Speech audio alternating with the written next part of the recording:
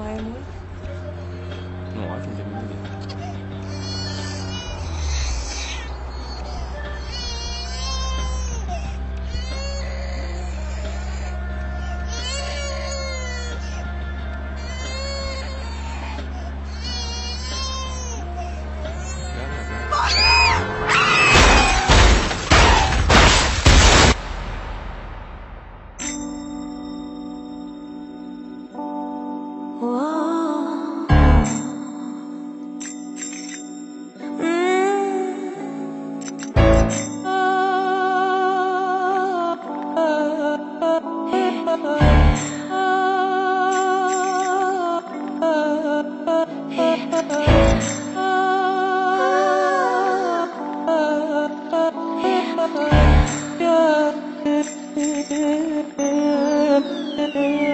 Nimic sfânt nu mai rămâne încet în faptă sau gând.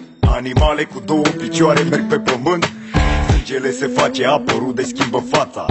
Ești rănit de oameni pentru care ți-ai dat viața. Că răul intră în casa ta și-ți execută cu ură familia.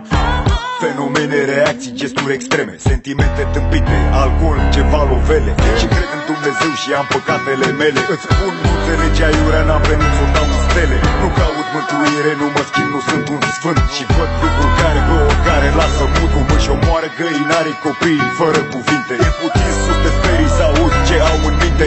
Întreabă o mamă fără copil ce simte. Vezi ce o să răspundă și găsește tu cuvinte.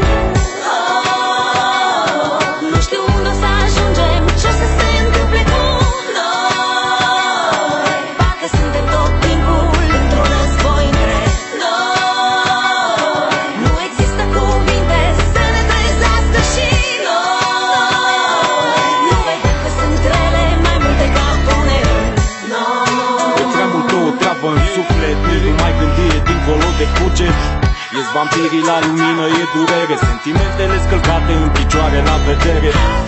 Părinții fac copii, abandonează. Copiii își urăsc părinții și asasinează. Nu e credință, nu e onoare. Bunătatea și respectul nu mai au nicio valoare. Oameni care calcă pe cadavre pentru bani. Nici nu știi ce să mai faci ca să nu-ți mai faci dușman. E paranoia, fugi că o să te ajungă și o să crezi că până și fratele tău e gata să te vândă. Vrei să urli înăuntru. Tăcerea ta poate zgudui pământul.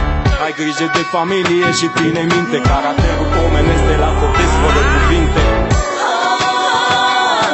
Nu știu unde o să ajungem, ce o să se întâmple cu noi. Parcă suntem tot timpul într-un război între noi. Nu există cuvinte să ne trezească și noi. Nu vedem că sunt rele mai multe ca bune în noi. Ard îngeri în spitale, dracii dansează în catedrale. Viața se ia pe datorie, apar ziduri, bariere între bogați și sărăcie. Minciuna e banalitate, lăcomia e calitate. Moartea se jelește în tabloide, lupii nu mai ies în haite, se adună în partide. Unii vând copii cu zâmbetul pe față, în timp ce alții își vând rinichii ca să le ofere o șansă. Că sunt tentații chiar la fiecare pas, violența face victime la fiecare ceas. Pe stradă e care pe care se omoară între ei și pentru locul de parcare. N-am alte cuvinte să descrie agonia, poate unul singur, România. Nu știu unde o să ajungem, ce să se întâmple cu noi. Parcă suntem tot